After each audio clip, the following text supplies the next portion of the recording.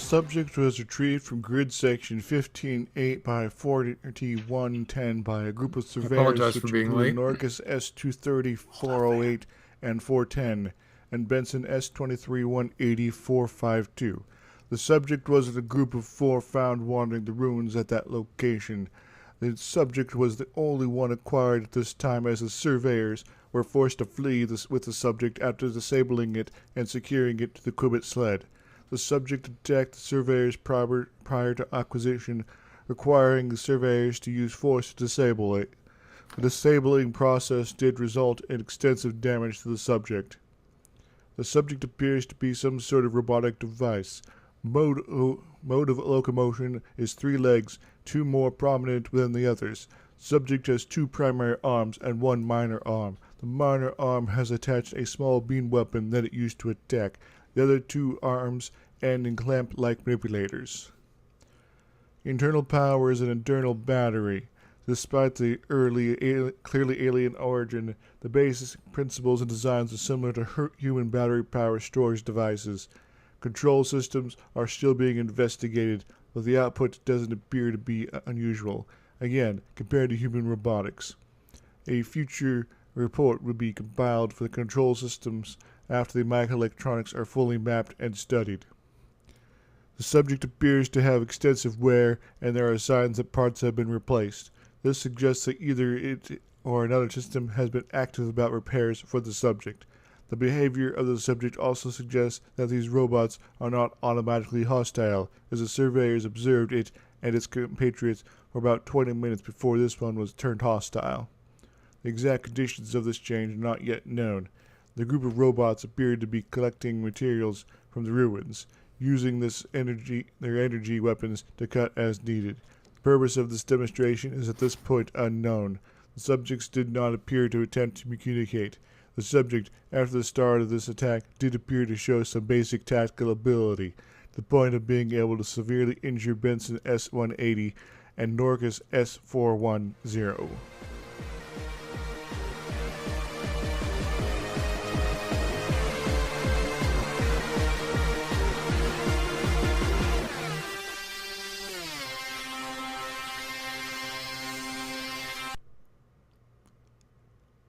And hello there, this is Izixs, and I hope everyone enjoys status logs of reports and things like that, because that's what today's intro was all about. I believe Vance might be still listening in to the intro, so I'll give him a few more moments before we go into the full intro here. Give me a sign when you are ready, sir. But otherwise, I hope everyone's having a wonderful day.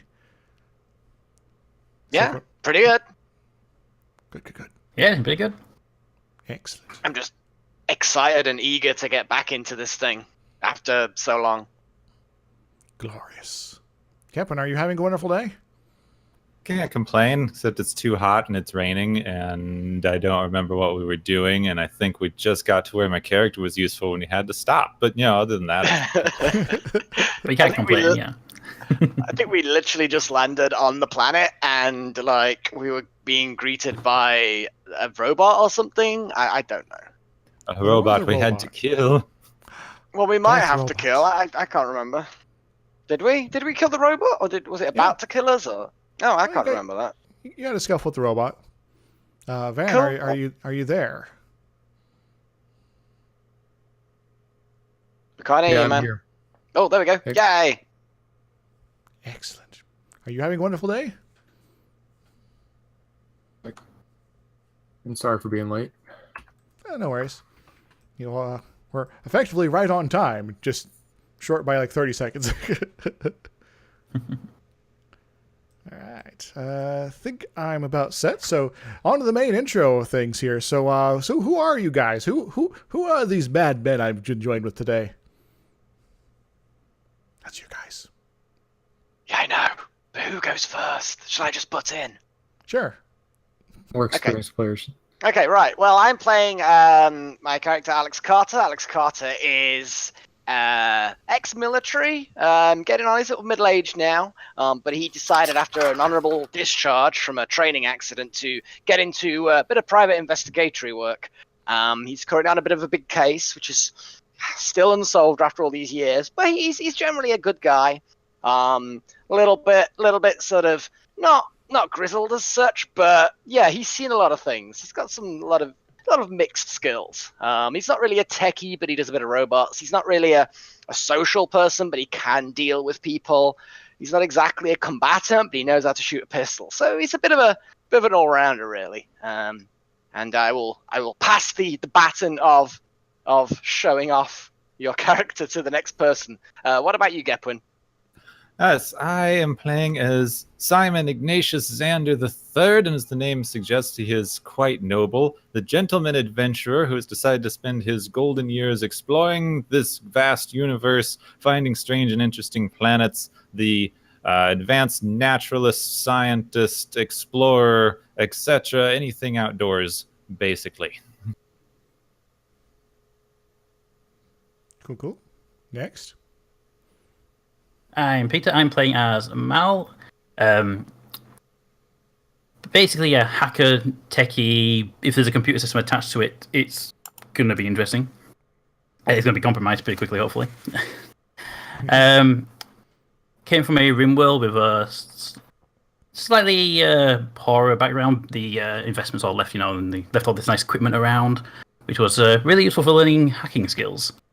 Left that world under a little bit of suspicion due to, if you hack too many things, especially government stuff, they tend to get a bit nosy.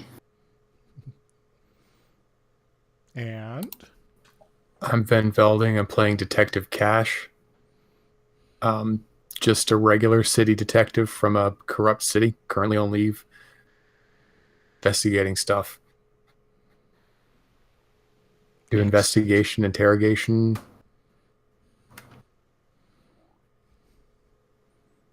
So, if you need someone to crack somebody, he's your man. We could do bad cop, bad ex-cop, someone ex-military. We could. It's like, oh, bad cop. Oh, I know all the tricks. It's like, yeah, good God. What about bad cop, sleepy cop? That doesn't ever work. Bad cop, delighted cop. Worst cop. Donut cop, coffee cop. So, to give everyone a brief FYI of where we are and how we got here, we are presently, all the characters through the various means are now on the planet Kosambi in the Colossus system. All of you, in various capacities, work for a man named Reza Khan, who has an office that's attached to the colonial administration, and he has brought you all here to do a job. The job apparently involves some sort of maybe alien technology. The locals are unable to handle it for whatever reason. And that's why you've been brought here as sort of a troubleshooting squad. And, the purpose of these teams is to have a collection of people with varied skills to toss up problems that don't necessarily require, don't necessarily have a one-size-fits-all sort of solution. As well as the whole thing that sometimes there isn't anyone else that's willing to do the work. So that's why... So, Peter and Van, your characters were, had been whisked away from your last assignment due to potential issues with a news reporter, but they ended up not being well-founded at all. But on the way back, you were asked by Mr. Khan to tag along over to this one planet to join up with some other folks to see if they needed any help. And so you are already on the planet. And you are already in the command center, which we'll be getting to in a little bit. The rest of you have just finished up disembarking from your shuttle from the main ship, the Cairo, and had a little scuffle with a robot of some sort. The locals were a little concerned by it being there, and helped you just after your encounter, helped you into the base, and immediately took you to the legal office to make sure you signed a bunch of non-disclosure agreements. They seem to be very protective of their secrets. Now, Peter and Van, I'm going to assume you guys worked out some of this yourselves, because they would have also asked you to sign these non-disclosure agreements. There wasn't anything concerning in them. Sort of, it's very clear that this is a research sort of establishment, and they want to keep their research materials under their control. So it's not like you can't talk about your experience here. You just can't like publish things or make any money off of it.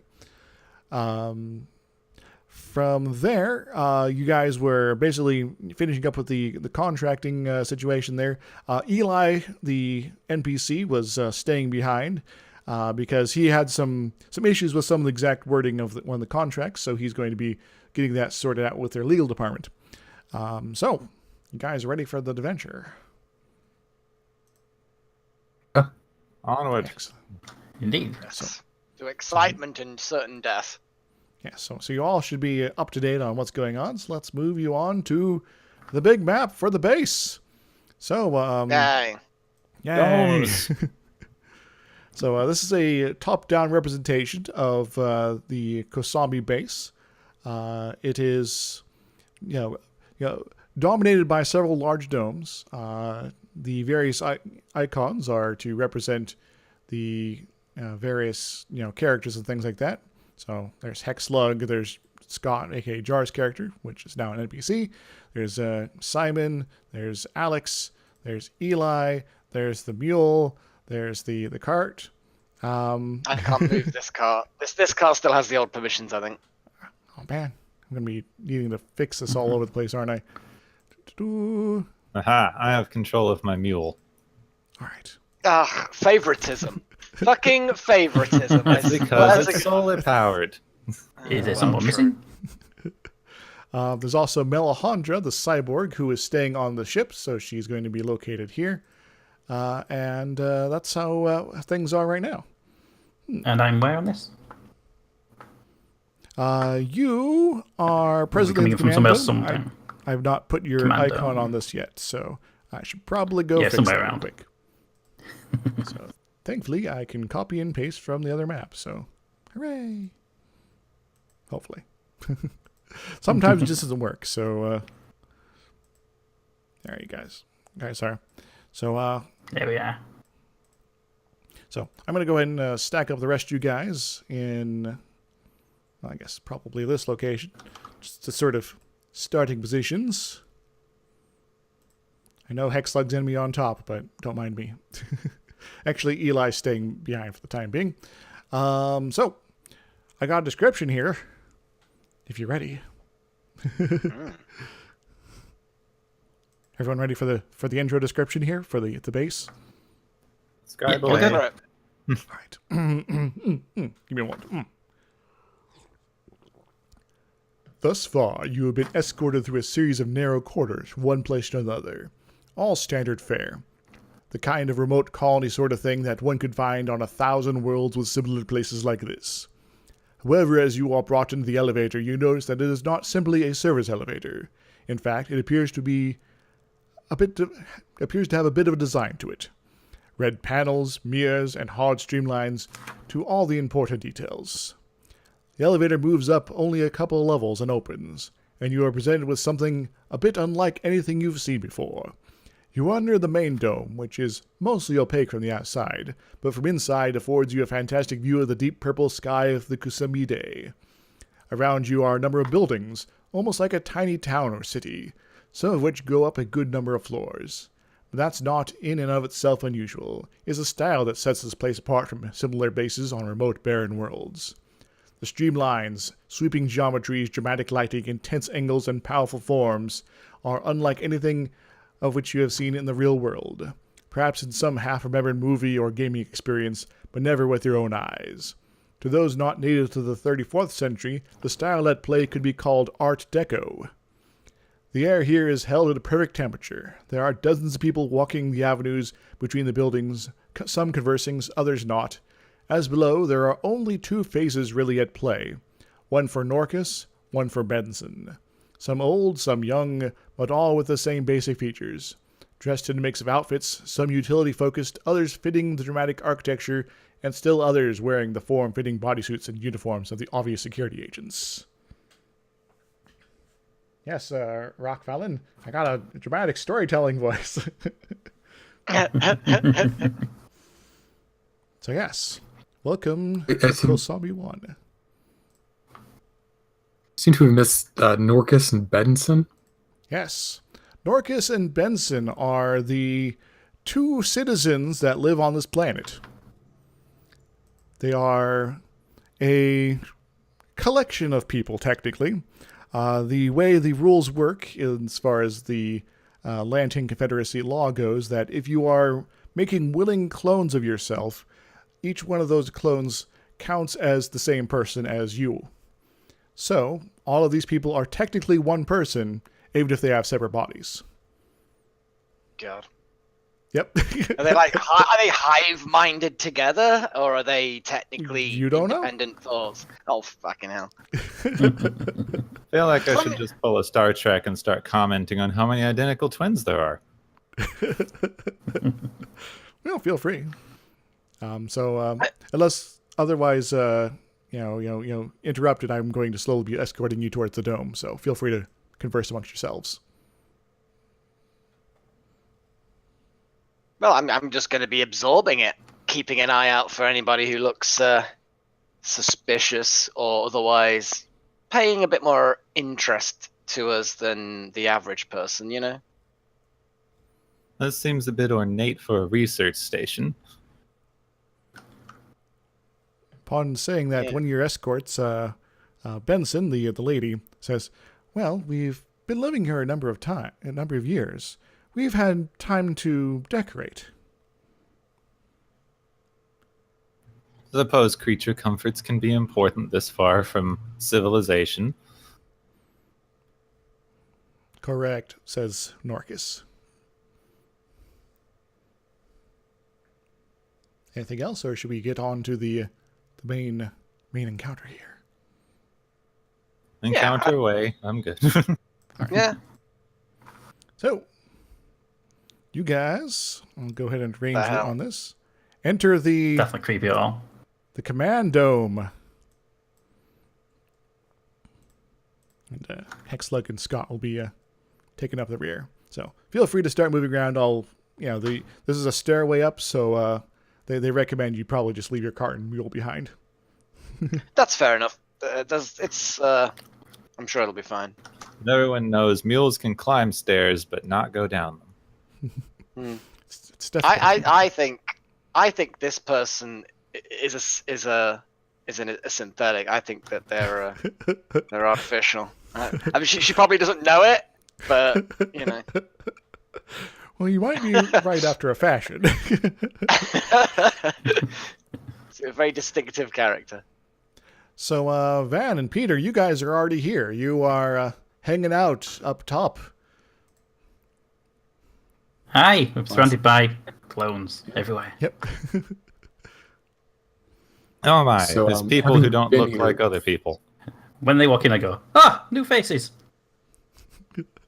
Have we been told, communicated, is it by Khan or whoever, that we're having people join us as Nope. part of the team? Nope. Okay, cool. So you're gonna notice odd-looking people, but otherwise, gonna see if someone addresses me because we're being escorted. So I'm assuming we're gonna get introduced at some point. That would be the polite thing for them to do. Yes. So the ladies here, there's at the top here, the one that's closer is older, the other one's younger. Same with the guys on the side there. The older Benson stands and extends her hand and says, "Welcome, friends. We are the Primes. I am Benson Prime 1. This is Norcus Prime 1. She says, pointing to the other Norcus, to the older Norcus, sorry. And our youngers are the Prime 2s. Welcome to Kosabi Prime. Or Kosabi 1, sorry." I will take the outstretched hand and give it a gentle shake. You know. Yeah, she shakes your hand, and we'll shake anyone else's hand that takes her up. I'll Yep, shake. I'm shake that. polite and gentlemanly. Just make sure these guys are following along. So, I'm glad you're all here now. This is a bit slower than I would have liked as far as response goes, but I'm glad you've all made it. Norcus kind of looks at you guys suspiciously, but he's otherwise quiet for the time being. Fair enough. Okay. And by the way, everyone else in this room is like busy doing stuff. They're distracted with their work. This is like one weird bloody place. You said something about a robot. Is that right? Yes. Hexlug pokes his head out from behind this guy back here. Yes. He says, yes. In a very, very deep and stilted voice. I was speaking to Ms. Benson. My understanding is that we're here about that y'all uncovered. Yes, I guess we probably shouldn't beat around the bush too much. So yes, I should probably start at the beginning. So we are a research base that's set up on this planet as both a independent research facility as well as an archaeological investigation team. This planet was once inhabited by an ancient civilization, and we've been looking around trying to study the artifacts and see if we gain any insights about them as for the civilization as well as the technological benefits they may provide. At this point, Norcus chimes in. Around 5.5 million years ago, a civilization arose on this planet that became very advanced, in some ways much more advanced than humanity is now. But they never managed to figure out how to get into hyperspace. About 100,000 years into their civilization, they observed their sun, the star Colossus, was beginning to enter a more active phase. Fearing environmental damages, we believe they attempted means to protect their planet, counter this damage, and even to alter the star itself. The last one is what has us worried. We've long speculated that whatever they did to the star, it may have been responsible for what left the planet in its current condition, which is rather dead.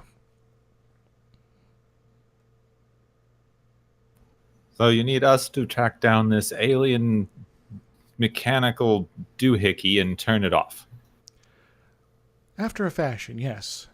We've managed to uncover some records that suggest that there was a period of increased solar output, which we are presently observing in the star, as well as magnetic activity, but then it died down for a while, seemingly corresponding to when they were experimenting with various attempts to modify the star. It's the exact rundown of the records is a bit sketchy. We've only last 20 years or so been able to even translate their recorded media to any extent, and even that's highly degraded given the time involved. We speculate that whatever modifications they did, though, may have contributed to the spectacular failure of the environment here. The excess solar energy was perhaps contained within a semi-stable magnetic configuration until it reached a tipping point. A massive burst of high-energy plasma exploded from the star, colliding with Kusami, ionizing most of the atmosphere along with increased solar output during the time, and then, with the ionosphere nearly totally ionized, it just was pretty easy to rip it off the planet. So, Go ahead. so they got 5 million years out of it, right? Yeah, That's but impressive. they were all dead. So the thing I've got to be asking is, what's with the killer robots? About a month ago, we started encountering the robots, and at first we thought they were just a autonomous system left over from the civilization. But then we started noticing other things, particularly the particle beam. We believe they're related, that the robots may be some sort of automated repair system that has been able to, either activate because of our presence or has always been active and very recently managed to reestablish sufficient workings for the particle beam in question. Huh. Any sign of any of these survivors? You got any, are you sure that they're all dead? Well, it has been 5 million years. We have suspected they may have attempted some sort of underground habitats, but we've been unable to locate them. They part of their emergency backup plans as far as their records go. But then again, we don't have any idea where even to look. We'll keep you posted if we come up with anything, but we're not quite sure what timescales we should be worrying about before we need to evacuate. Report indicated the robot had been patched, right? Not repaired. Yes, the robot seems to have been patched together. It was partially damaged at some point, and seemingly parts been replaced. Some parts were still in poor working order, and some of the components were obviously not from a similar robot before. So it's kind of obvious that they are being cobbled together to a certain degree from a base model. 5 million years. Even if there were people still alive, I mean, 5 million years ago, humans were unrecognizable. God only knows what they'd look like now if they were survived. You're talking about some sort of Morlocks? Oh, well, I hope not. I hope not. It sounds to me as if we're looking for an automated robotics facility. Something that's got a bit of AI, maybe. If it can make Some kind of repairs that self-repair. are non-standard repairs. Something that's adaptive. Out of character, I'm making a guess that they necroned themselves. Oh, God. And we will be assimilated. So maybe they borged themselves instead. See, Oh, boy. the secret of the campaign is I've been planning to turn you guys into Borg the whole time. Shit! Hex is a Why do we spy. always resist? Hey, well, at least I'll probably fix all my old fucking injuries from the training accident, I guess. Well, they better anyway. We can rebuild Alex. We have the technology. What was her name Yeah. again, anyway? The female clone. Her name is Benson. Benson. And the other one's Norcus, yeah? Norcus, yes. And these are specifically Norcus and Benson Prime, 1 and 2. Boy. Okay. Do y'all have any satellite coverage of the attack site? We do have a couple satellites, but they're mainly for communication purposes and as well as solar observations. They are not specifically designed to be scanning the surface, at least not the ones we currently have up. We've been trying to rebuild one we used, some time ago, to basically have a better eye on what the situation is. But we do know at least a general area of where the robot seems to be, generating from at this point, at least as far as the local area goes. There is a location roughly 60 kilometers north by northwest. It's a large building. We had only visited a couple times previously and not seen any activity before, but due to unrelated projects, we noticed the particle beam coming out of that facility around the time when the robots started showing up. As far as the particle beam is concerned, we don't know its full composition, but it's being accompanied by a shifting pattern of radial pulses and microwaves that highly suggest superhadrons are involved. And of course, configurations that we are unfamiliar with, so we can't make a good guess. But whatever this beam is, it's being pointed directly at the sun, so it's, given the presence of the robots and the beam, it's a pretty good guess that they're probably related in some fashion. At this point, I'm going to very quickly check my survival watch. Is there any kind of GPS coverage or any kind of global positioning thing that I can pick up on the watch? Because it's got it built in. There's no pure GPS, but there is a signal that says relative position to Kosambi 1. So there is some kind of navigation capability, even if it's not. So there's like a nav beacon somewhere. Yeah. There's probably a beacon at the space somewhere. Space compass. Exactly. It's like you are this many kilometers from in this direction. So that works. So I can use my watch at least to know roughly where we are relative to the base then. Yes. Awesome. So, these guys are part of the team. I'm going to hold out my hand to shake who's nearest to me, which looks like it may be Detective Cash. Not that I know that that's his name yet, but hey. And I'm going to hold my hand out and say, hey, I'm Alex. You are on the same job as we are? Detective Cash. Hi. and I'm going to look around to the other guy that's here, and I'm going to do the same. So Cannon say, "Hi, I'm Mal. Yeah, we got kind of dumped here for a short while. Khan roped you into this as well, huh? Aye. Huh. Well, it's good to have you on board. The more the merrier, as they say. Pleasure to make your acquaintance. My name is Simon. I figure that we shall be traveling companions for quite a while here, as Khan has been very non-specific as to our eventual goals. Yeah. It's Khan all It does like over. to be vague, doesn't it? Good to me. Benson will speak up. It's like, well, that's kind of why we didn't want to give him too many details on this one specifically, because we still have our privacy concerns we are worried about, and just sort of sending out on the full broadcast, everything we've been able to discover so far has been, well, it has some risks involved. Well, I don't think that robot that was on the landing pad gives a shit about your privacy concerns, so I suppose we better get this started soon as possible. True. We are presently fueling up a transport vehicle to take you out there.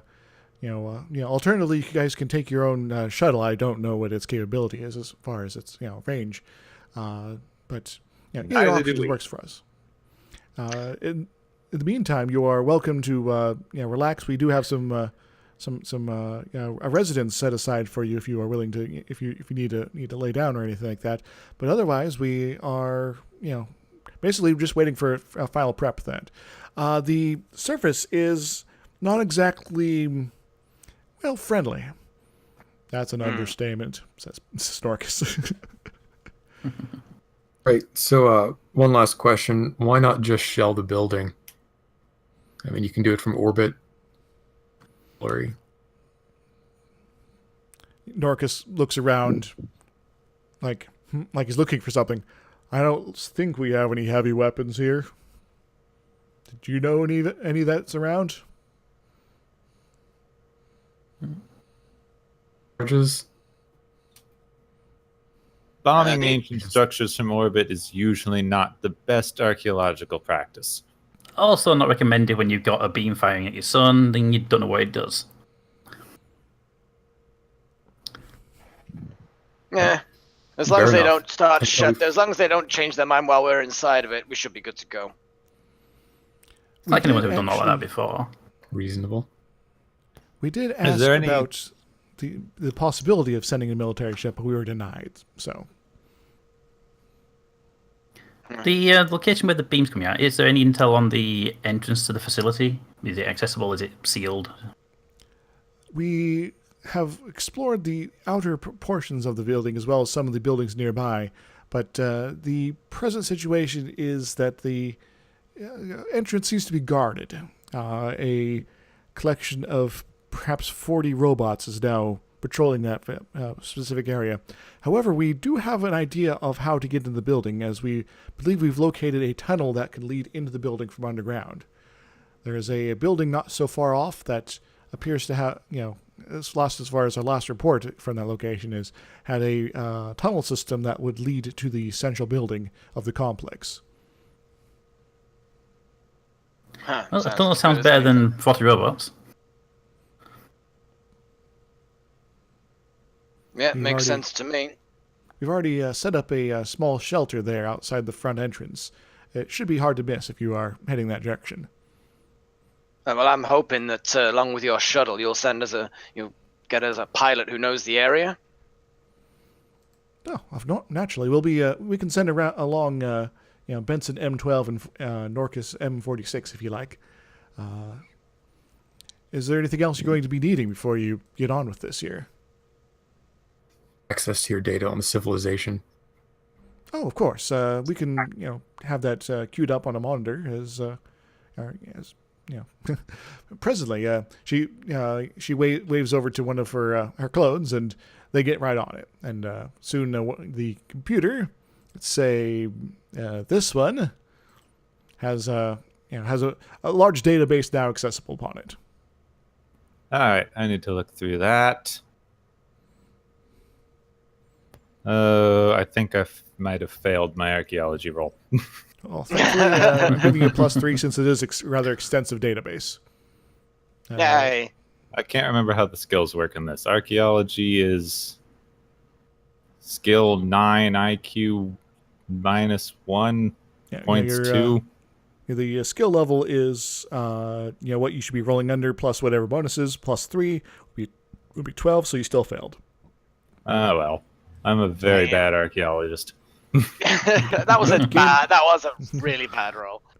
You don't get any useful information from the archaeology roll, but it does seem rather extensive, and it does seem like that you could probably spend days and weeks just looking through all this.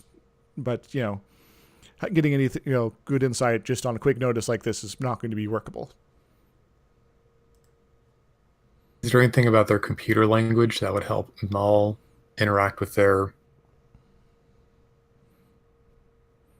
That would be good to check out if they have that information there. I can't make heads or tails of this damnable contraption.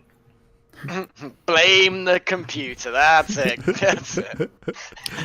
So, is there any intel regarding their computers, their robotic languages, anything like that in this? That's a very good question. Norcus says, yes, we have a basic system translation that will allow you to interact with their computers a bit more easily.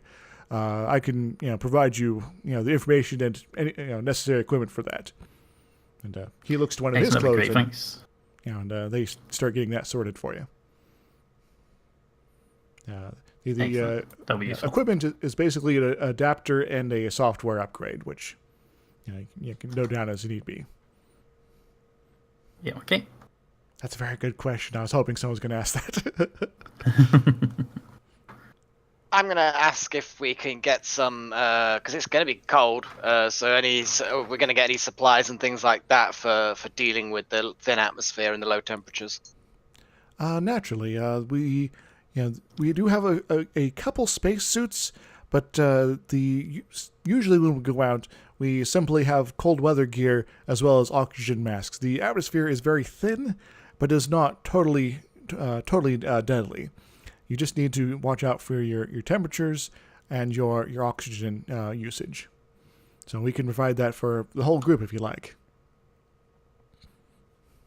Yeah, that's a good idea. Yeah, I'm going to need one. That would be excellent. I mean, technically, I don't need one, but I think it'd be better to have freedom of movement with a coat than completely get naked and get inside a spacesuit. So yeah. Hexlug will pipe up and says, I do not need oxygen, but thank you. I'm actually right now going to set my survival watch with the biomonitor so that it alerts me if oxygen levels or temperature gets too low, in case I'm starting to be like, oh, I'm feeling a little lightheaded. Oh, but I'm probably fine. Norcus pipes up at this point and says, isn't there supposed to be more of you? I'm going to look around, and I guess there's all 6 of us here, isn't there? But Less than Eli and we Melhandra expected. are missing. Sorry? Oh, yes, of We course. The NPCs. I always forget about the NPCs. Well, you know what it's like. What was Melhandra staying back for? I can't remember now. She had something vague about her mission was different than you guys's, so she was staying with the ship. Our super overpowered Destructobot has decided to stay with the ship. Seems legit. Going after the robot army, and you've got a military bot hanging behind.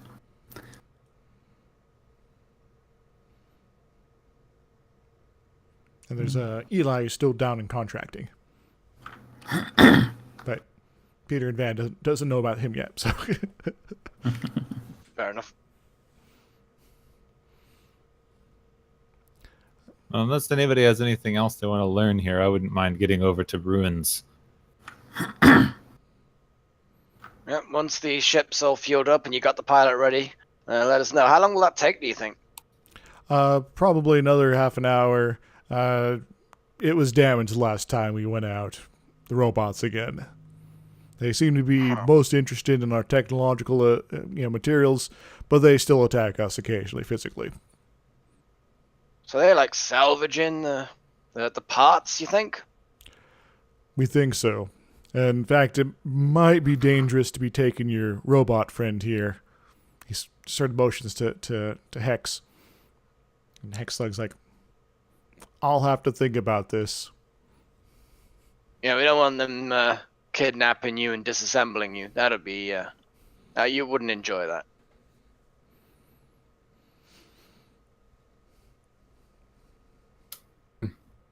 Okay, I'm gonna wait for them to let me know, and I'm gonna see if I can explore the place a little bit more if we're done here. You guys are free to go. We can move back to the base view. And So, are there any people on here who are not clones? I missed that part. yeah, other than you guys and those you brought with, nope. Everyone's a clone. Apart from Fucking the hell. 2 alphas. Well, no, well, yeah, technically they probably are the originals. Right? Yes, yeah, fair point. But yes, If they're even still alive. You could. yeah, ask they may have them. been promoted. Yeah, I mean, I don't think Alex cares that much. Right, so I'm going to spend whatever time we have. I understand that they caught one. Is that correct? Yes. Ooh. I'm going to spend whatever time we have looking at that. Well, there is the one that you guys, the other, the rest of the group encountered in the airlock, and it was disabled at the time. But yeah, they've now moved it to a facility if you want to, track it down. Yeah, I'll mention the moment Mal, sorry, not Mal, the moment shit. I wrote the name down and it's scrolled down now. Yeah, the thing of the Cash. If you mentioned that you're actually looking for the robot, I will mention the one we took out, and so yeah, we'll definitely have a little investigation because I hadn't had a chance to check it out yet. All right. Sounds good. In that case, let's move to the lab. Lulu. Yay, lab! All right, I got you guys at the top of the screen here. Everyone who's in attendance, feel free to move down to the front door here. And Are we in yet? Scott, Are we? Yeah, whatever. Scott and Hexslug will also be here because they're just tagging along at this point. Oops, and okay. So you also. I'm gonna collect from my hover car. I'm gonna collect my swarm bots. Cool. So the door of the lab is open, and there's a Norcus and a Benson in here. They seem to be working.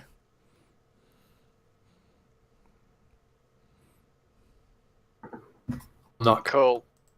If the door's open, I'm just gonna wander straight in, and I'm gonna ask Benson if we can check out that robot that we disabled when we landed. She looks over her shoulder and goes, Oh, people. Oh, sorry. Let's double check, make sure it's fully powered down. We don't want it coming into life and trying to murder you. She nods to Norcus, who sort of grunts out something and pushes some buttons. It's fine. Okay, go ahead on in if you like. Yeah, I'm she gonna unlocks point the at door. which doors are we talking about? The one on the right. Yeah, the one on the right. The I'm robot gonna appears have to my be. stun net loaded again in case. Oh yeah, I'm taking I'm nosy gonna at make- these consoles, see if we can see anything about the stats of the thing they've been researching. All right, we'll handle computer stuff here. Go ahead and give me a computer operations, because this is kind of a non-standard computer setup here to Yeah. lead what's going on. Right. There we go. And making it, but That would base be- skill should be fine. None of us can do anything. Yay. Basically. You're like, this seems to be some sci-fi computer equipment here that's designed for scientific purposes that is maybe not on top, not of your knowledge base here. Carnan, let me give it a go. Computer operation. I don't have any hacking skills, but I do have computer operation. So let's see if we're all sucking today.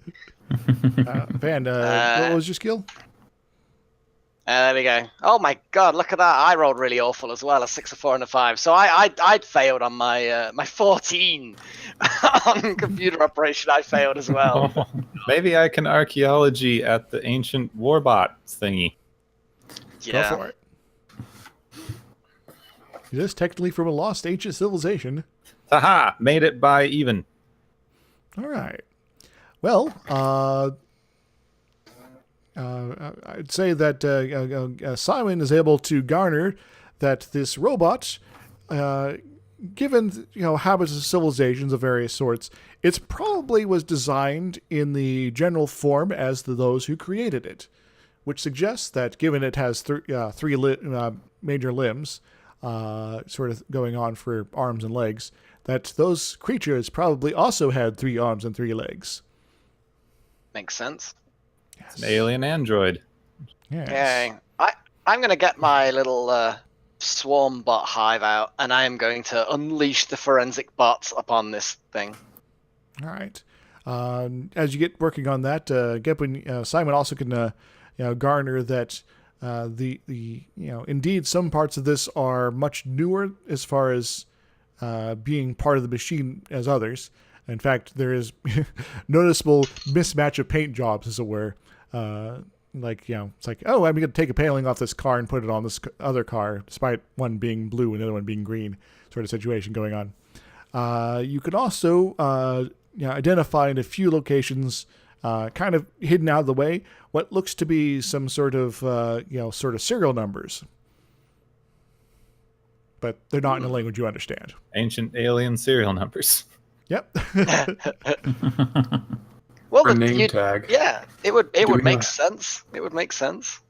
Well, they said that they translated some of the alien language. Can we scan it into one of these blinky light machines? Well, they translate some of the computer language, so that would be useful to run that against that database if we could, see if it mentions anything about it. I do have a small computer with a datapad, so is there any way I can... I'm going to ask, as my forensic bots are zipping around looking for anything about this robot, really. I know that they're not going to figure out anything about the robot, but they might find like biological remnances or something. I don't know. But while they're doing that, I'm going to talk to Benson and see if she can help me set up my computer to be able to translate these things in some way or some kind of thing. Actually, you never did say, is Benson actually quite attractive? Generally, yes. They, as I said before, they are of all ages. This one's been on the younger side. Benson Prime 1 is much older, maybe in their 60s or 70s. So how old is this one again? Sorry, you cut out for me. This one's quite young, maybe 20s. Okay. All right, so one thing at a time. So you're talking to her about getting stuff for your data pad. She'll be happy to help you out with that. Cash is investigating its vision. You got a skill for me to roll on that? You asked us to roll computer operations earlier, but I can try to look at what I got. Did you make that one? I don't have your character right in front of me here. 11. I needed an 11 for computer operations. Oh! In that case, you are able to figure out that the various machinery they have, in the main room is basically performing scans of the robot. Extracting information as far as design, power flow systems, all that good stuff. It's just in a very sort of arcane fashion that's not exactly clear what all this data sort of means, but that's sort of you can glean from it. As far as investigating its vision specifically, you can give me a roll for something. If you got a skill for it, but otherwise you can identify several small cameras on it. But unless you give me a roll, that's all I can really say. I'll look at some. I picked up a computer adapter for their language and their computer systems. Is there any way to plug that into this robot and see if it can have any information about it? First off, Van, what were you saying? Some skills and get back with you. All right. As far as basically plugging into the robot, you can give me a. You got some sort of skill that might work here. Computer hacking. Yes, hacking at a -2 because this is very alien tech. It's a very you got out. It's very non-standard even for your stuff. Oh, you're able to locate a panel that can open that you can plug something in that seems to match your little adapter they gave you pretty well. Excellent. So they've obviously done this before if they have adapters already. It's probably how they programmed them originally. No, I'm thinking about the people in this facility. 'Cause Oh. obviously, yeah. I mean, that's you the know first what I thing you mean? would look at once you've got it subdued. You would want to see what its programming is like, see if it's Interface with if it it's somehow. exactly, especially if you've got some kind of historical language already accessed. Okay, I want to plug into it and see what we can access. Just see what options we have available in its interface. All right. So you plug it in, and you realize that the robot has no power presently. Fair No. point. And I don't think they'd be happy about powering it up right now, given what we did last time. Yeah. Is this actually the one that we shot up on the landing pad, or is this a different one? It is The the other one you one, shot up the landing pad. Okay, cool. So it has some obviously fresh damage. I just think I go. I don't suppose you plan let me turn this thing on, do you? You've made it safe, I assume. Norks and Benson look at each other. We might be able to help you, but give us a few minutes. And they're going to All right. come in and start working on some of the machinery. You know, we Like, could for just example, take remove the laser from his head. Yeah. Yeah, we could just take off all of its limbs and its weapons. Well, it's a big That's saw there, basically probably what they're do that. doing. Yeah. they're getting out some cutters and tools that that seem to be semi-cobbled together and are starting to dismantle sections of it. Cool. This is I'm the gonna. only way to be sure. Well, yeah. I'm gonna do a forensics roll because I think my bots have probably had enough time now to do some kind of check of if there's anything left over on this thing. Go for it. Forensics. And what do my bots give me again? They give me a +3. Yay. Okay, it's all still down to the bloody rolls though. So I've got 13 on my forensics, +3 from that. I still roll badly, but I passed it by 2. All right. The bots are able to determine that there does not appear to be much in the way of fresh biological contamination other than from humans. Okay. So it would suggest that whatever's been repairing it, maintaining it, or at least handling it recently has either done so through some sort of remote thing, or it's just been maintained by some kind of automated system then. Yes, that seems reasonable. I'm going to let Benson and the other one whose name I keep forgetting know that that's what I've determined. Yeah, Norcus, that's the one. Norcus and Benson, yes. I'll eventually remember them. You know when we leave this planet, never to come back? At that point, I will start remembering that name. Think of like an orca whale with a giant N. Norcus. Oh, God, yeah, that's going to stick in my head now. That's all I'm going to see is a fucking killer whale. You're welcome. Damn it. Thanks for corrupting that name forever. Okay, cool. Does Benson help me with transferring some kind of language translator into my computer? Yes. She offers up a general translation program. She does point out that it's also incomplete because the aliens had numerous languages they used, and they have not done a full accounting of them. Okay, what sort of complexity is this program? I'd say a complexity 2. Oh, easy then. Cool. Yeah, it's like Google Translate. Oh, good God. Just a few more bells and whistles, but that's about it. Okay, I will put that onto my thing. if anyone else has a computer they want to load it up onto, feel free as well. Did I not grab the same thing earlier, or is this a new one? Yeah. Well, your equipment was included that as well. The adapter also has a program or a hardware/program component that allows you to directly interface with the computer equipment as need be. And so basically, I did hear them mention translation. So yeah, it's more than just normal language. You have to translate computer language, which that's about. So they finished delimbing it and taking off the gun, and they sort of nod and say, "We are ready to power up if you are ready." I'm gonna place my hand. Yeah, I'm gonna place my hand on my laser pistol. But otherwise, I'm cool. It's one of the things that, and anybody who's smart takes one step back from the robot. Well, it's got no limbs or anything, so it's less likely to hurt us. Less likely. Yeah. It's like less likely to kill still, isn't it?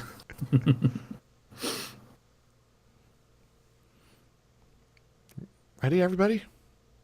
Yep. I'm leveling my gun at the thing. All right. Oh god, yeah, you're just like not even taking any prisoners. They pull out a power cord, plug it in the side of the robot, and some sort of internal mechanism activates, and it starts making a computer humming sound effectively. But it does not move otherwise. Peter, I've got go ahead. Some wideband tools. Do I see anything unusual? That's a good question. So tell us about this dealie here you got. It's called a PISA visor. It's a broad spectrum electromagnetic. Well, it's a passive electromagnetic sensor array. All right, you do pick up electromagnetic. You do pick up some general emissions from it. Is there anything else I need to be mentioning it here? I was sending a homing beacon. Not that I can see that. Beacons. And I've also got wireless receiver capability, so I'll be able to check for any transmissions coming from it. You do pick up a burst of radio traffic from it, but it cuts off pretty quickly and it doesn't repeat. Okay. Can I record that or see if we know what was being sent, or is that too corrupted? Or you can give a recording. If you ask Norcus and Benson, about it, they'll say, yeah, they seem to give that off occasionally. We're not sure what it is. Okay. All right, let's go try jacking in then. All right, give me a hacking roll. I'm going to give you, base skills. Oh, good roll. Because you got your dealie, which that looks pretty good. Holy crap, that is a good roll, yeah. And so you are able to access the main, command systems as well as memory core. The command systems are very different than anything you've ever experienced, but you are able to get some general idea of what does what as the programs and extra things you got going are sort of giving you some guides on this is what this does. This is something that affects this sort of stuff. So some kind of menu basically we can nosy around. Yes. Okay, is there any security protocols regarding ways that it can access doors to open, make itself not look hostile to the other robots, that kind of stuff? There is some security, involved. But it does not seem that difficult to, get around. In fact, your roll is good enough to sort of ignore it as far as the mechanics go. Okay, we're also looking for any way, if we were to get near the other robots, any way to make them think we're friendly or potentially open doors easier when we get to them that the machine would normally have access to. As far as door opening specifically, give me computer operations. Computer operations.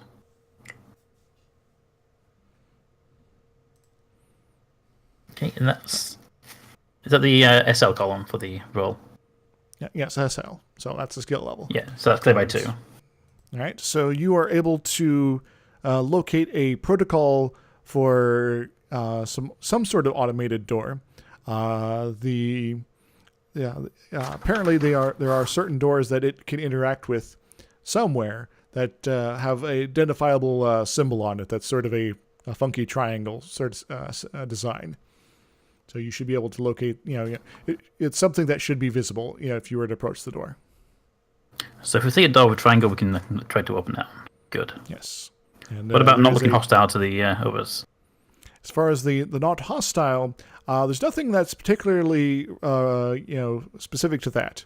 In fact, the longer you sort of are engaged with this robot, the more you realize that there's maybe more to this internal programming than you might than at first glance.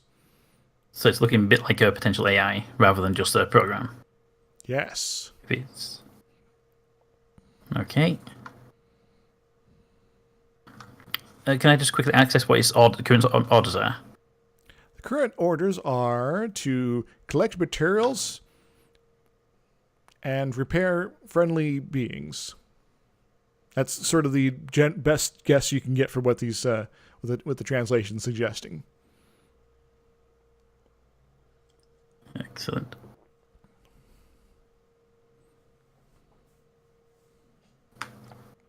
Okay. I think that's actually all we need at the moment to access to the facilities. Does it know where the main way it would go is, or is it the same location as the we were given earlier? It has you were able to locate some information about a general location, and the best you can tell that general location for its quote home territory is basically right next to Kosambi 1, where you guys are located. Okay, so it's based very local compared to the beam.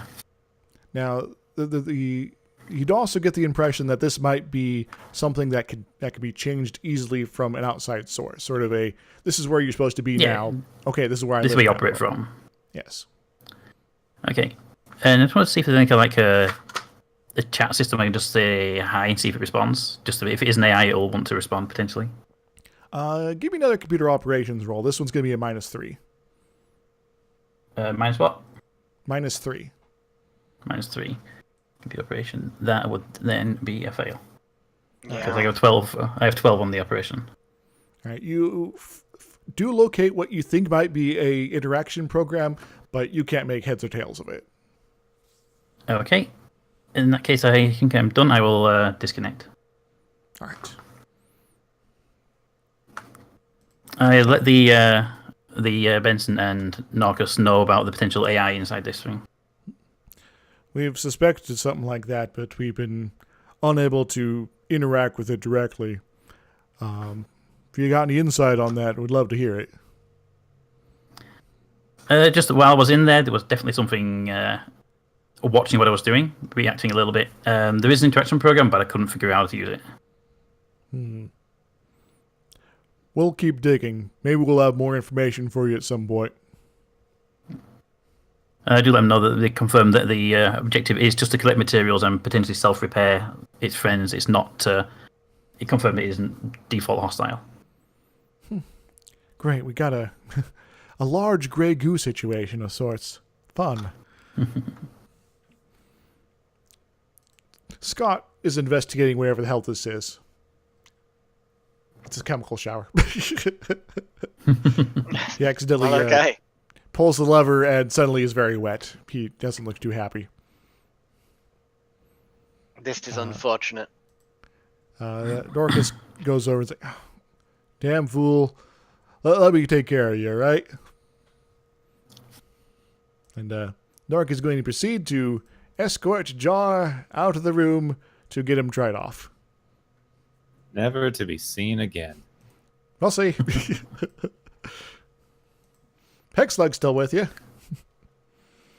See, if only we had like a cat nearby with like a toaster drying rack. Pardon? See, if only we had like a cat nearby with a built-in toaster drying rack, you know. Toast. Toaster. Like your cart. Yep. Anyway, is there anything else you want to do with the robot? I couldn't I find think out. I'm done with it. Yeah, I mean, computer things, I can use computers, but yeah, hacking into robots isn't really my thing. Shooting them, yes, but yeah, hacking, not really my thing.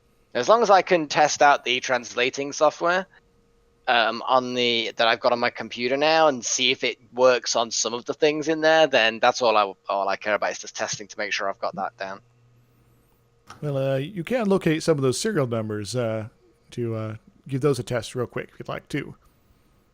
Yeah, absolutely. I'll test it out on that, see if it turns up anything, just so I can kind of be familiar with the process. All right. Your data pad is able to sort of do quick camera scan thing, and it's like, yes, this is number 418112336B. Okay, that works for me. I was about to say it's just a case of making sure it works, I guess. Yes. And there might be another character in there that just can't translate well, so. Yeah, And but it's clearly what we originally thought of it being a serial number is absolutely spot on. Okay. Yeah, so clearly the civilization had some sort of standardized part system and things like that. Or something. Okay. Anyway, If they're numbering every one of these, there could be millions of the things. potentially. All right. So if skill to check for its senses, but now that it's actually up and moving, is it obvious what it's using to sense its surroundings? Oh yes, it is a bit more obvious. There is the obvious cameras there you're able to spot before. It does also have a few sort of little antennae sort of things that pop out. It's not exactly clear what they're for, but they might be some sort of sound sensors or even radio antennas. But they are seem to be minor parts of its sensory input. Put onto a convenient head. Yeah, well, it's to say it has a head is maybe a little giving you a little bit more credit than you can. But it's Might sort of toss, a centralized body with maybe some parts where there's they're a little bit more raised than the others, but otherwise it's sort of amorphous as far as general shape goes. Does that mean its directional sensory input organs are on a turret mount, or are they fixed placements? They are mostly pointed forward. They can turn to a certain degree. So potentially you could sneak up behind something like this and it wouldn't be able to spot you, provided those you're only worrying about visual sensors. But the Cool, antennas on top useful could to be ultrasound or anything, so watch out for those. Ultrasound? Breathing. It's not Daredevil. Well, I hope it's not Daredevil, otherwise we're all screwed. Do we think that this thing can talk to the other things and it's going to bring a army down on our heads? That's kind of why I took for wireless earlier. It broadcasts a standard message, so it must be able to communicate somehow. The question is, does it communicate when it's injured? Benson will mention that most lab rooms, including this one, are shielded to prevent stray communications and things like that coming in or out. We keep our maintain our privacy via various means, including electromagnetic shielding. So it's unlikely that it would have broadcast from here and been heard. Now the airlock, on the other hand, that's a whole other question. Yeah, so they may know that we took it down when it was on the landing pad, and then at that point they wouldn't necessarily know what happened to it. I've seen enough. Oh, I suppose one other thing. From examining this thing, can we determine if there are any particular weak points on it, where if we do get into a fight with these things, there are certain areas where there's just no point in shooting that area, but there is a better point in shooting a different area? Do you know what I mean? Generally, able to get a good look at it, for instance, you now know where the the cameras are. So if you want to say blind it, then that's an option. I would have to get back to you on the specifics mechanically, but you do kind of get a good idea of sort of what parts are weak and which are not. So Okay, that's good enough for me. Let's see. You said this thing is probably based on alien physiology, at least in design. Yes. And also, from your failed. role, you could also Simon could also determine that this is a very utility focused sort of robot. It's not meant to look pretty. It's not, meant to be an expression or artwork or anything like that. It's very much an industrial design. Fair enough. Seems legit. Some sort of worker robot that tried to take apart Hexlug. Yeah, that was very rude. At this point, Hexlug will speak up and say, "I'm not sure I'm comfortable meeting up with more of these. Do you mind if I stay here with Belhandra?" Yeah, you two stay here and keep an eye on things around here. You got us on radio. Give us a shout if anything happens or you find out anything. Okay. And he starts heading off to go hang with Belhandra. Cool. Is there anything we're going to particularly need to bring on the mule or hover cart? Norcus, or Benson sort of shrugs and says, "Do you need anything?" You I'm got just any cells? thinking if the things are coming after our technology, it might be a good idea to leave as much technology as possible behind before we head out. Well, aren't you going to be taking a vehicle with you? Well, if we leave things on the shuttle, then at least it's all in one place. Yeah, they haven't attacked any large vehicles yet, so I suspect it's probably going to be okay if you leave your extra things in there. They seem to be more intent on smaller devices, obvious electronics, but we've taken trucks and shuttles out to various locations where the robots are present, but they have not had any interest in those yet. But then again, if they're get ideas about building bigger robots, then, well, you never know. Don't suppose you have any small tech devices that they show particular interest in that we could potentially use as a distraction if we needed to? I suppose we do have a number of, various consumer electronics, so we don't have an infinite supply, but, you could, if you are willing to return them if the robots do not run off with them, yes, sure. Ethan, just in case we get in a situation, I'd like to build a place on distraction. But if they don't take them and we have them left, you can definitely have them back. All right, so Jill have a variety of consumer electronics available for you when you guys depart. So, Ethan, Give him a Sony Walkman. Yep. Bloody hell. So there's a Walkman, there's a Game Boy, there's Torch. There's a Nintendo Entertainment System. No controllers, though. Sega Saturn. Well, we'll just let them eat that. And a blender. Oh my god. Will it blend? Smoothie maker. That Okay, juicer that you bought to be healthy but only used once. Now the robots will figure out the secrets of the juicer and only use it once as well. Mm-hmm. Is there Cool. anything else I'm done then. Yes. Is there anything else we need to sort out here, or are we good to go? I'm good. Good. All right. So let's go back to the big map here. So you guys will be, we'll say you're located somewhere here at this point. So Okay. they say that either if you want to take your own shuttle, that's of course back here. Otherwise, there is a truck waiting for you guys here that's about ready to be prepared.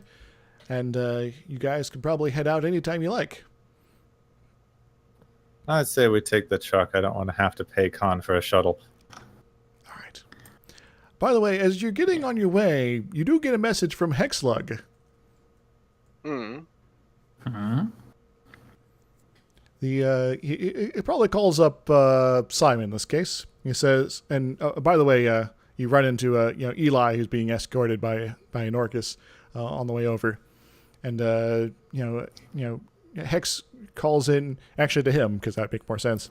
And Eli pauses and answers his cell phone and says, "Oh dear, what's going on? Guys, there appears to be something wrong with our shuttle. Mind if we take a quick detour over there?" Uh-oh. I'm gonna head off that way without even replying verbally because it's like, good God, what's broken what? Yeah, I'll follow Alex. Hex isn't explaining, but he just says we should all go over there and see the problem. Do you guys want to talk to him? It's only short walk either way. Yep, I'm like gonna be halfway there already, or whatever. It's like straight away. All right, let's go back to the shuttle map. Go and I'm bringing up the rear. So, everyone that's going to be showing up. Beautiful Joe. I apparently don't have our new players here quite yet, so let's go fix that.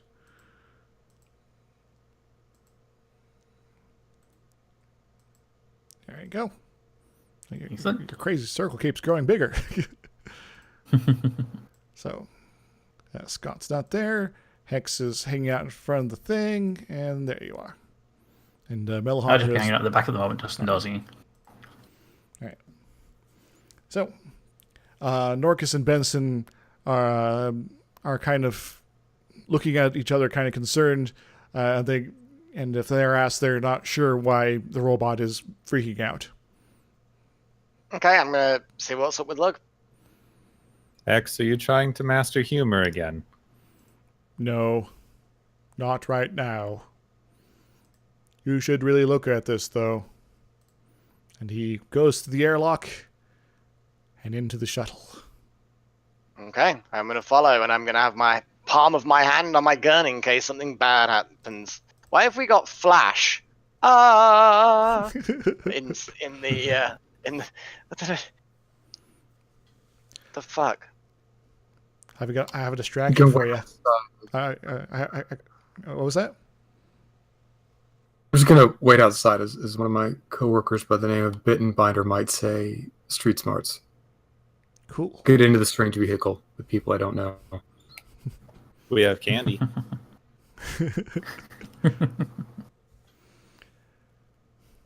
As you enter, you can see that Nikki is not in the pilot's seat. Nikki, the pilot who brought the shuttle down.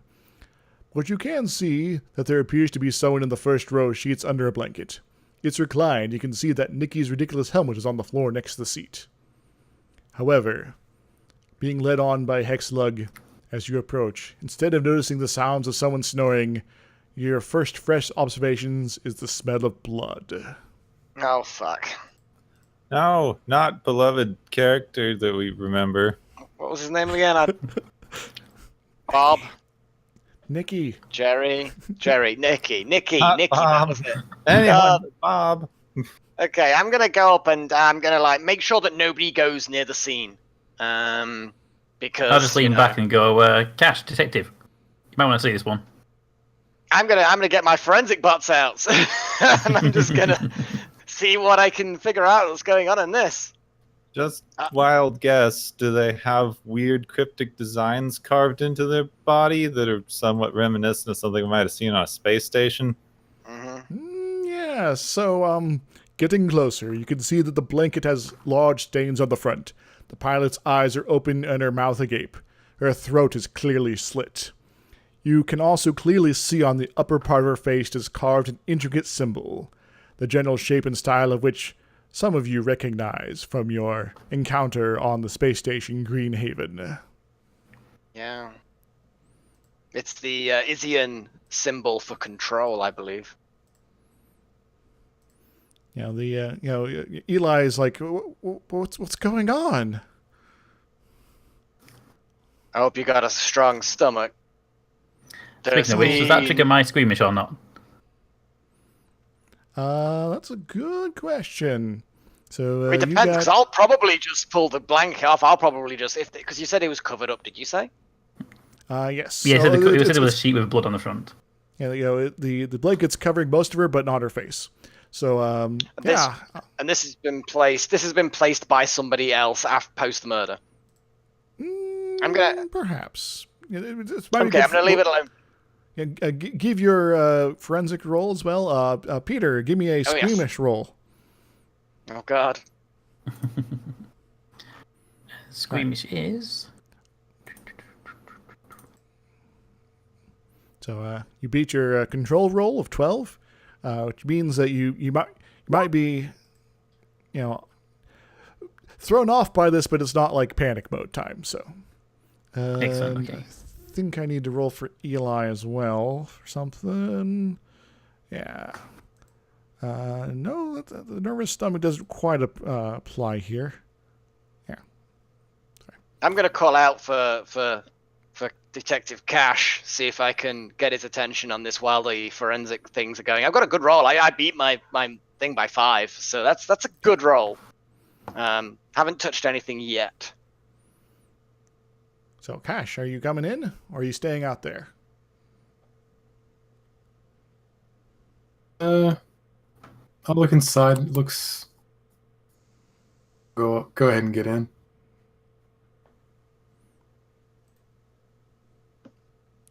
Are you okay? It's worried you might not be able to control your character.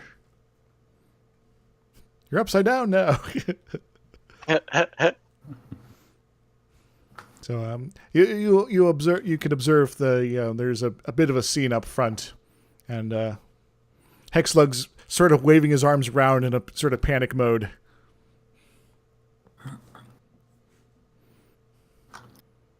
Was someone dying or dead? Did. I'm gonna go through I'm gonna on the screen, the computer screen, obviously as the forensic swarmbots do their thing.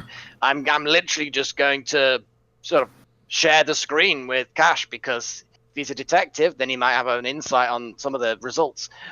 Speaking of results, what does that beating my forensic by 5 give me? Well, there is, of course, the obvious wounds you can see. There's also several other stab wounds, in her, chest and stomach. As far as other insights you can gain, she has genetic material from herself as well as several other people.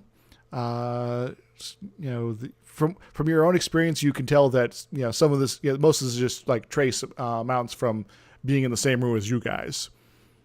Mm-hmm. But there does not appear to be anything super out of the ordinary on that front. It does appear that she was held down in some capacity while the murdering was happening, as there was some signs of struggle before she was expired. Did she manage to claw at the victim or pull hair, fingernails? Is there anything that might be a remnants of the killer? That's a good question. I'd say that she did manage to claw at the attacker, or at least something that could be the attacker, and there is some residue there under her fingernails, but it's not biological. Ooh, what the hell is it? Did the forensic bots know what it is? Do I know what it is? Appears to be some sort of spongy plastic stuff. There's a rundown in your computer that basically says it's used for a good number of things. There's basically a whole long list. It'll take you some time to go through. So it might have been like a mask or a glove or clothing, something that the assailant was wearing. Potentially. Okay. Go ahead and search the shuttle and the entrances and exits for anything that might match that. Any sign of Does the egress. shuttle? Yeah, did the shuttle have any internal sensors? It could be people he would be able to access. I'll get to the sensors in a moment. Van, give me a search roll. Do you have that skill? I don't have your character sheet up in front of me, so. A redoubtable search of 13 and a roll of 14. All right. You find Nikki's luggage that's stored in a compartment basically back here. It appears to be, it does not appear to have been touched since it's been stored.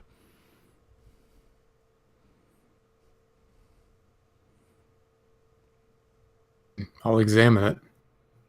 All right. It has a change of clothes. It has some, a personal computer. It has some, a couple personal effects, a change of socks, that sort of thing. Nothing too out of the ordinary. Sort of a general purpose travel bag.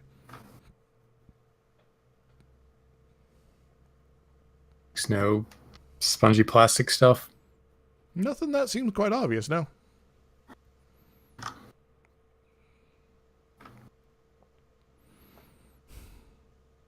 Eli's kind of looking at you guys nervously. It's like, what the hell's going on here? I'm just going to say to your anybody who's good at detective or interrogation sort of stuff is didn't they say you had a military tanky person here? Did they see anything? Because I don't see them here. Yeah, where did our team Melandra. get to? Yeah. Melandra should be here. What? Eli pulls out his phone and starts poking at it. He listens to the ringing tone, but no one picks up. She's not picking up. If we have a suspect, fresh murder, is that a good read on this? It's pretty fresh, yes. Then and there is someone who's now missing. Leaving. How well do you know Alandra? Me? Well, Because if you know them well, are they potentially doing this, or are they potentially a kidnapping victim, or chasing someone down? I'm gonna start chasing someone down. I'm gonna get a description of this person and roll criminology and find routes of egress. I am. So they don't know going it's team, so Yeah, I'm going to give them a rundown on the situation, at least based on those questions. So I'm going to explain that Melandra is actually a humanoid machine. I don't think she's even a cyborg. I think she's like 100% machine, or she's heavily upgraded. What was it? I think there's some human in there. She is a cyborg. She at least has a human brain. What else she might have, you don't know. so a bit like Bender from Futurama, machine with a human hat for pumping out blood. In fact, I have several of them. You want to borrow one? She is incredibly powerful, so I wouldn't go looking for her alone. It's now based on what the profile. I'm gonna basically say to Kat, I'm gonna look around and see who's trustworthy, and I'm gonna be thinking, as far as I'm aware, she has seen somebody murdered like this before.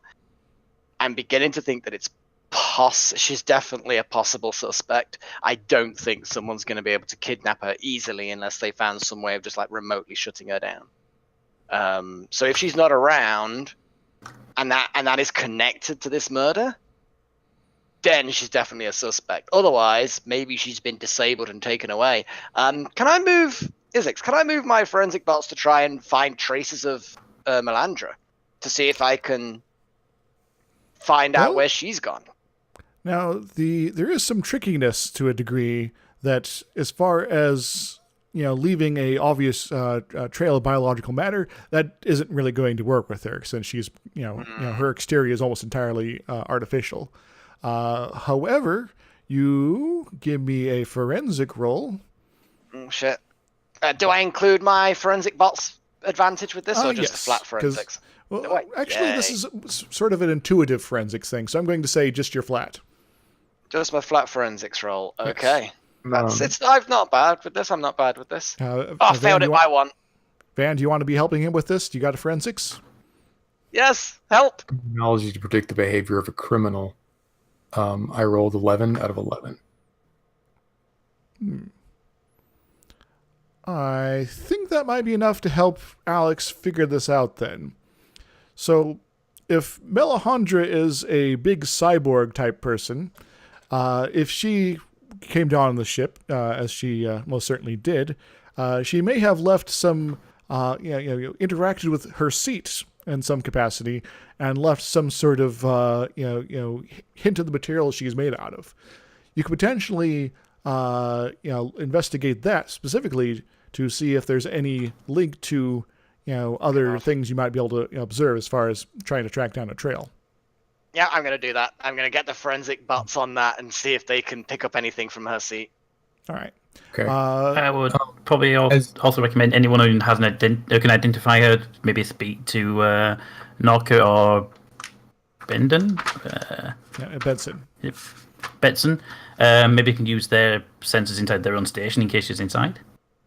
All right. Yeah, that would be a good idea. Because that would probably be easy in tracking it down by hand if she's in a sensor array.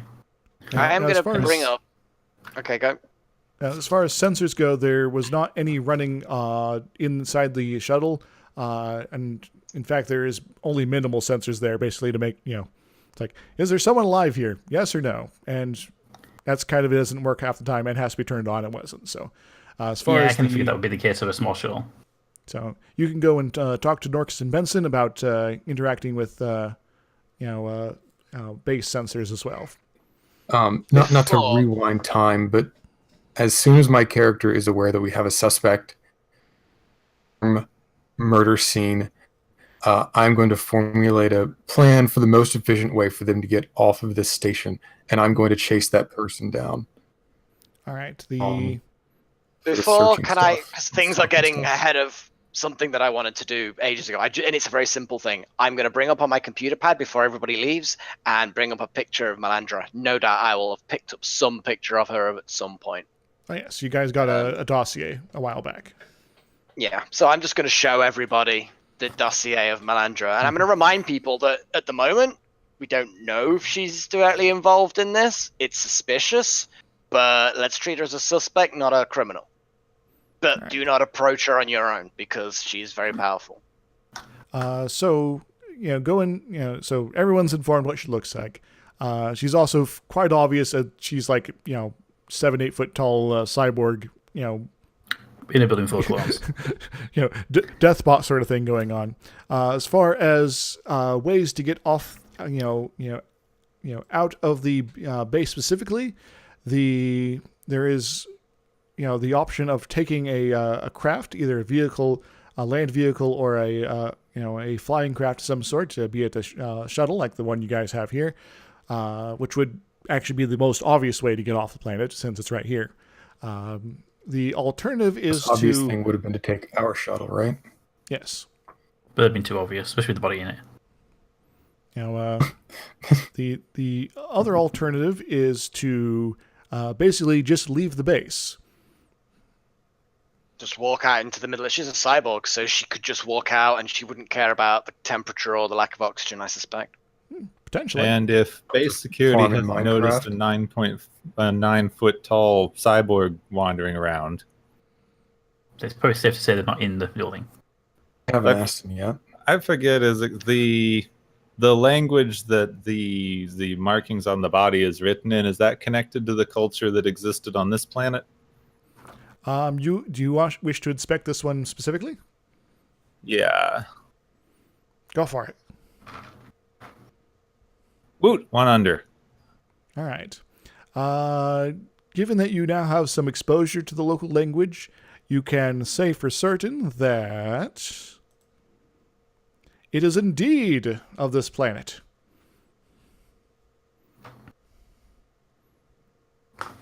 I've formulated a theory. Go back in there. Yes, part of her construction was something on this system, on this planet. Then, whether it be, do I have to go back in there and try and run the translator against those symbols? Well, these guys got the translator program too now. If they got the translator ticket, then I can keep away from the squeamish situation. Yes. Yeah, I can run the translator program. I'm going to run through my entire case notes from all the previous murders. Yeah, through the translator program and see what it tells me about the previous murders. They do not generally give you new insights about the previous murders. However, for this particular one, part of the sigil pattern has a word for, basically the best translation is cleverness. Okay.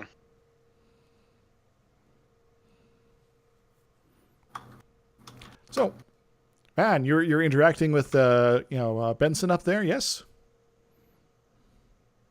In as much as I'm going to ask them if they've seen a giant cyber woman and where the nearest shuttle to get off the planet is. Is there like a shuttle port, mall kiosk, food court, something like that? They say that they saw Melisandre enter the airlock, but they did not see her leave. And they will also point out that this entire wing of the base has several airlock systems, as well as a small eatery if you're looking for that. But otherwise, it's mostly utility stuff out here. I would advise them to go to an alert, and I would give them a description of her. All right. They look at each other and they radio it in that they are alert, and they will do what they can to try to locate her. Security guys before? Was it? Mentioned security guys before, right? Well, these two are security officers themselves. They are wearing the security uniform and things like that. If they're S, they're a Benson and Norcus M some number between 1 and 50. Try to notify the local constabulary of a murder in their jurisdiction. Very well. They start. So they announced that there's going to be some other security folks coming in to check this out. To try not to disturb things too much, but you guys might be better equipped to handle this sort of thing than they are. We probably actually are. We've got two people who have a detective-y sort of skill sets, so we're probably not too badly equipped, in fairness. One thing I wanted to ask, though, is how long ago was it Nikki? Bob? Mm-hmm. Harrison? Nikki. Whatever, I don't know. Nikki. Yes. Murdered. How long ago? When did this happen? Very recently, perhaps in the last half hour. So basically, when we were all in the command dome. Most likely, yes. So it's probably a safe bet that everybody in the party and everyone in the command dome wouldn't have been able to commit this murder.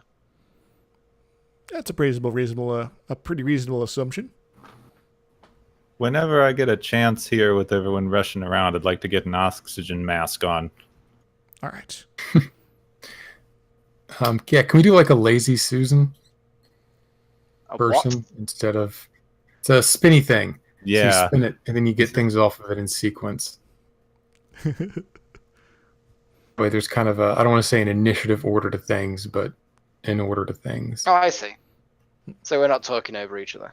Fair enough. So if you like, we can do it one at a time here. Might be easier. Yes. Let's just go by alphabetical order, except reverse. So Van, you're up first. I'm going to come in, let everyone know that when no one's seen Alejandra leave, if there's another exit to this place. My intention. The place as in the facility or the ship? Seem to leave the shuttle. They've been there consistently. Is that correct? Did I interpret that correctly? Yes, these two guards have not left. By the way, there are basically two doors to your left and right. One of them is marked as the bathroom. The other one is presently unmarked. Ooh. Did no one look in the bathroom? I'm going to pull out my gun and like raise eyebrow to Cash and kind of nudge my head toward one of the doors. You know, Okay. the standard kind of you wanna open the doors and see if we've Okay. still got her on board. So that's what you're doing, but we are now on Peter's turn. So, Okay. Peter, what you doing? So, this is Yes, I've just been sort of, yeah, I'm just at the back of the ship. I've sort of been with the security people at the back and know that they've, that Alejandro potentially left the station. Well, into the airlock and disappeared. Could be in the ship for all we know right now. But I'm just sort of approaching back. So I haven't actually got much to do at the moment. Okay. Gepwin? I would like to get a oxygen mask and find the closest place that I can get outside. All right. As far as, inside the ship here, you don't quite know, but you might be able to find another airlock similar to the one the ship is attached to. I just need to step outside quickly and use my frankly amazing tracking skill. All right. Well, I think maybe it's time for Alex to go. Right. If me and Cash are ready to open the door and Hold up, Simon. see if we Not can. so fast. So, which door are you going to go for first, left or the right? Well, what is in the left one? Well, you open it up, and you see a small closet sort of space, and a hatch on the floor. Does the hatch look like it's been recently disturbed? Yes. Dun dun dun. Okay, I'm gonna nod to Cash, and then with a pistol in one hand, I'm gonna open up the hatch. So if anything jumps out at me, I'm gonna blast it. Right. If he's Let gonna look the at me, hatch- I'm gonna make a motion for the bathroom. I want to clear that before we start opening hatches. I'm gonna shrug and nod and turn around and yeah. Okay. So you I can just want open to the interject bathroom. if they reach. If they reach for that hatch, I want to say, is that an external hatch? Before they pull it open. It does appear to have some warning signs around the hatch, so it might be an external hatch. But, Okay, we'll quickly check the bathroom first then. You open the bathroom and you find a toilet, but no sink. Dum dum dum. Oh my God, no Someone sink. stole the sink. That's disgusting. Someone stole the sink.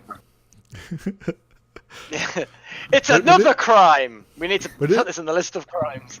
But it is one of those toilets that's cleans you automatically, so hopefully you shouldn't be doing anything with your hands there. Oh, okay, fair enough. Okay, That's well that's future. clear.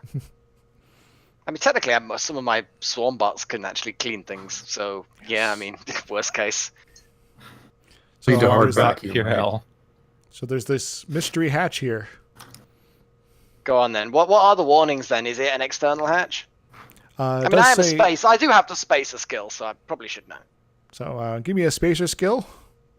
You God, got a +2 to the skill, by the way. is it like really obvious then? It's kind of obvious. But I want you to I've roll got something.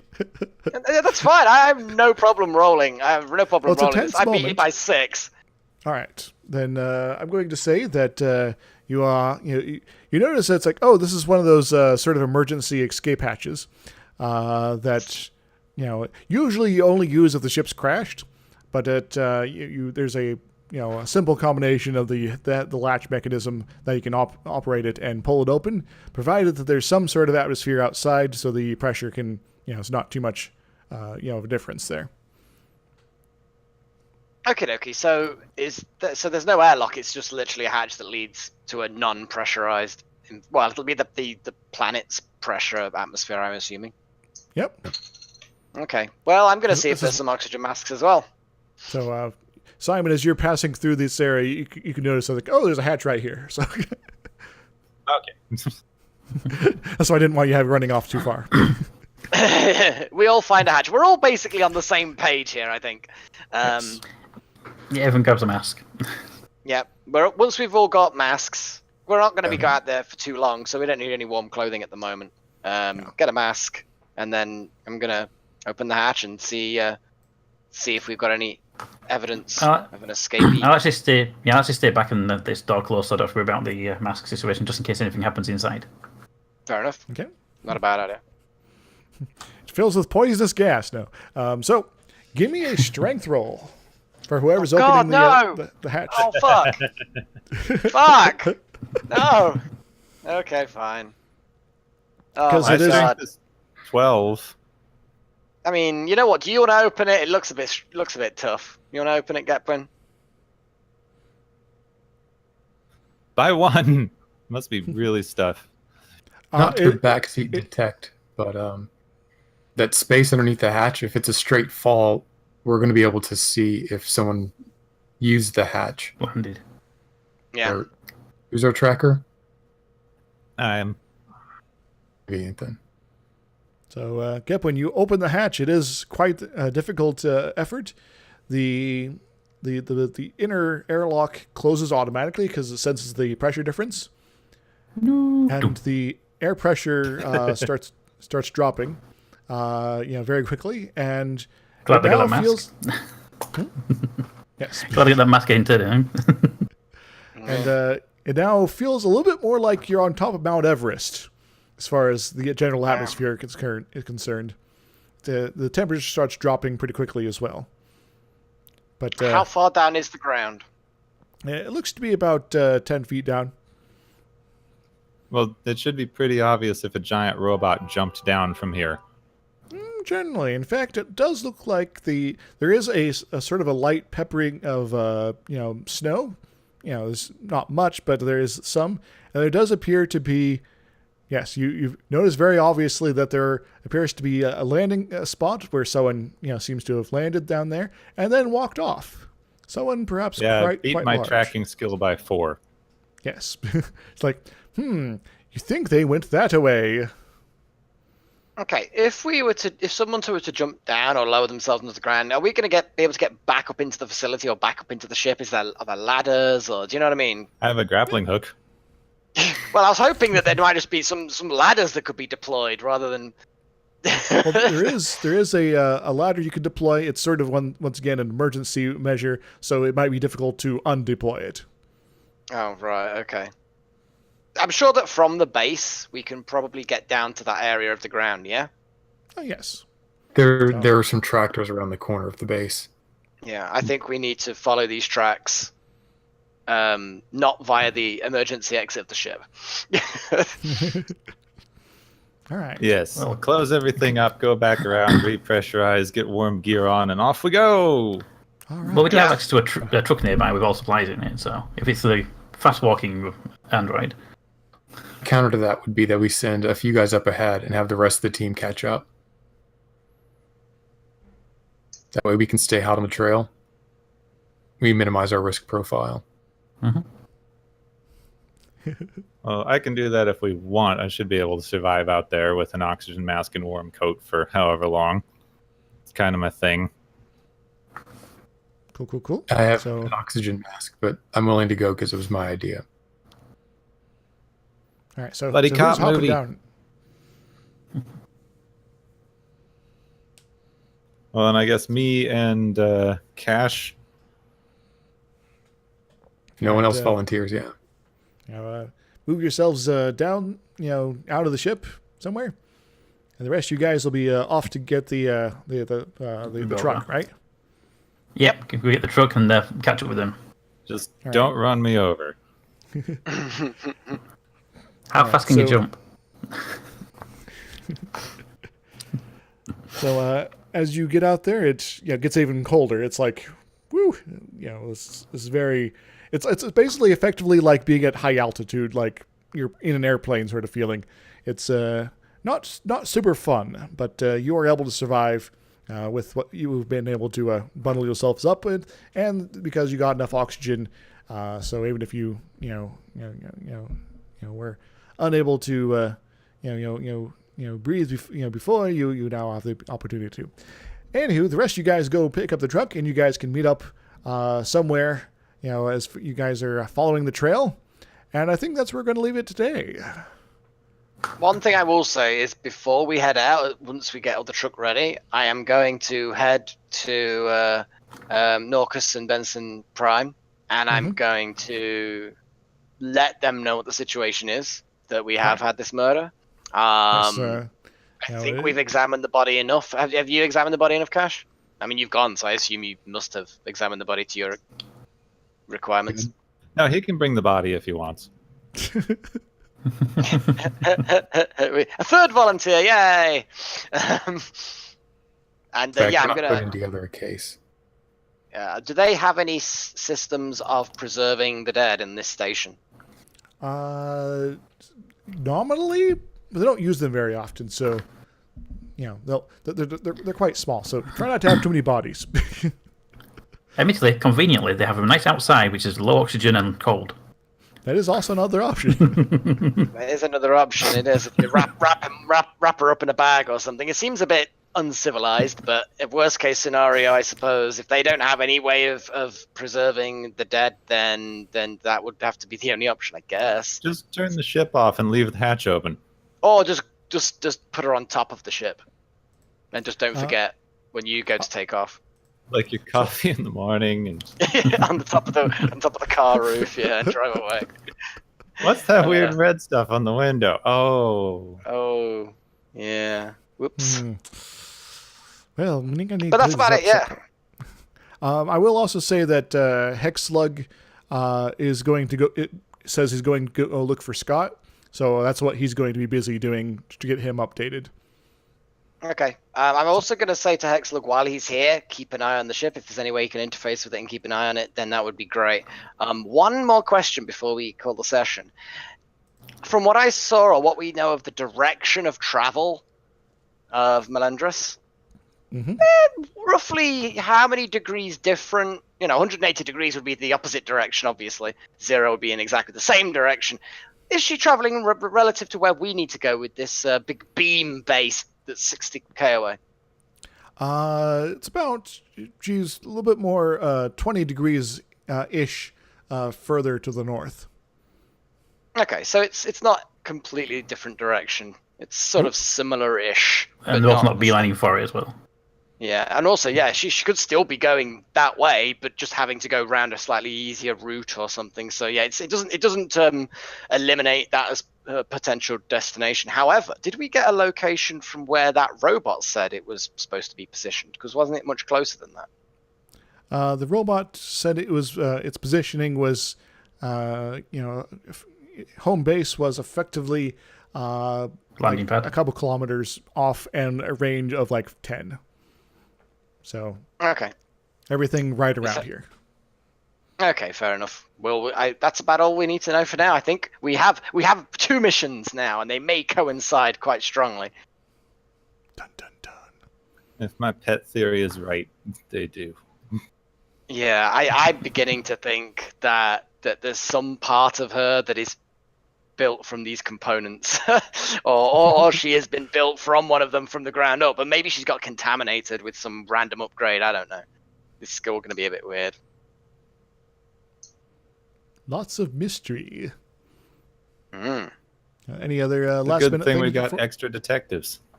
Yes, yeah, that's actually perfect that we've got 2 detective-y type people. So I hope the adventure in total is working out well for you guys, because you got 2 an actual police officer, a private investigator. So we got a murder plot going on, and we got Alien World. So can help us. Simon can help with, and we got robots and computers and things. So a hacker is very useful too. It's almost like everything's coming together perfectly for you guys specifically. Almost like it was planned. Almost. I'm not sure how Izzy would have planned for 2 members of our party to drop out and 2 new members to join in, but hey, it's obviously all destiny. Well, we did have like a 2-month break.